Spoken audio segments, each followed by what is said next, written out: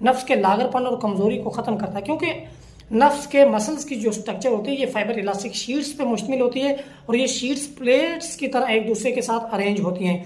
जिस तरह shock absorber काम करते हैं इस तरह ये भी नफ्स के मसल्स बिल्कुल सेम वर्किंग प्रोसेस होता है इनका भी, और प्लेट्स एक दूसरे के अंदर धंस जाती हैं।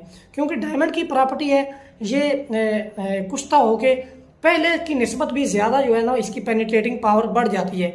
जिस तरह ये सख्त होता है फिर इसी दर्जा की एक्स रेज के बराबर इसकी पेनिट्रेटिंग पावर हो जाती है। पहले तो इसमें से एक्स रेज गुजर ही नहीं सकती, लेकिन जब ये कुश्ता हो जाता है, तिला इसका तैयार हो जाता है, फिर ये सारी की सारी अपनी प्रॉपर्टीज़ जो है वो नफ्स के अंदर पेनिट्रेट कर देता है।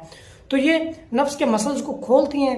प्लेट्स जब ओपन होती हैं तो ज़ाहिरी बात है नफ्स में अंदरूनी चेंज के साथ साथ कुछ बैरूनी चेंज भी आता है, जिसकी वजह से नफ्स के ऊपर बाज़ खराशें पैदा हो जाती हैं। क्योंकि नफ्स के मसल्स जो हैं वो मोटे होते हैं, मोटे होने के साथ साथ लंबे